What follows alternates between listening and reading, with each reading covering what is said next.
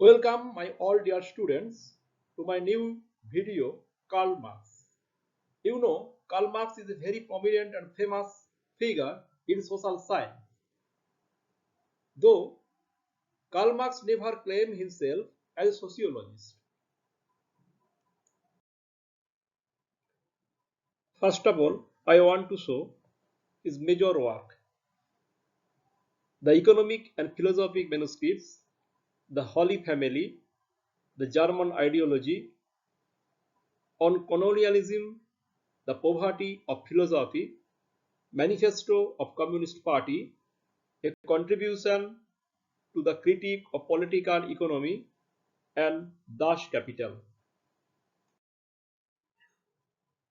Auguste and Herbert Spencer believed that social systems create harmony and stability in the age of industrial society. In 19th century and early 20th century, many sociologists did not share this view. On the contrary, they saw conflict and division as the typical features of society. The radical German thinker Karl Marx is one of these, though he never described his work as sociology. But it is true he thought sociological and inspired generations of sociological research.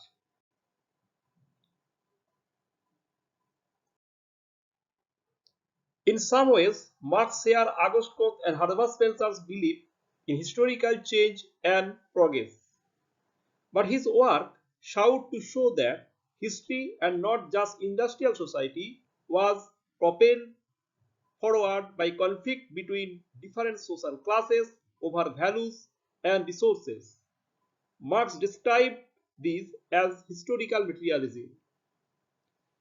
It is the mode of production that decides the overall economic, social, political institution of any given society. Each society is defined by a mode of production that the competing social classes fight to control in order to advance their own interest. According to Marx, the history of all hitherto existing societies has been the history of class struggle. Marx believed that the industrial working class would win the struggle between class and would lead to communist society. Marx noted that while all societies have social institutions, it is the economic structure that shapes this institution. The economic system of society provides the base or social infrastructure, which shapes not only political, legal, and customary social institutions, but also consciousness and knowledge. Ideas and ideologies are formed by material conditions. The central theme of Marx's work are critical to development of sociology. First is his analysis of social conflict as the engine of historical change that brings the concept of social class into the discipline. In the industrial age, Marx described the conflict between two social classes. One is dominant class or bourgeoisie, rulers and factory owners. Second is oppressed class or the proletariat, factory workers.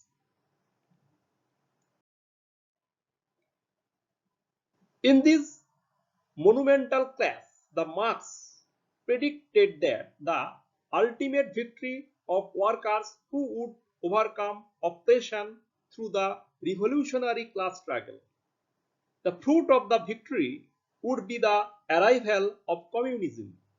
Although Marx never specified the detail of communist society, it was the egalitarian with the workers controlling the means of production.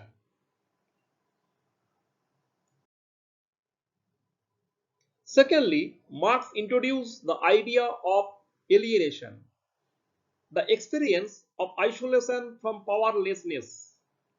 In the mechanized industrial system, Marx argued that capitalism alienated ordinary factory workers from the act of work, from the products they made, from their fellow workers, and even from human potential itself.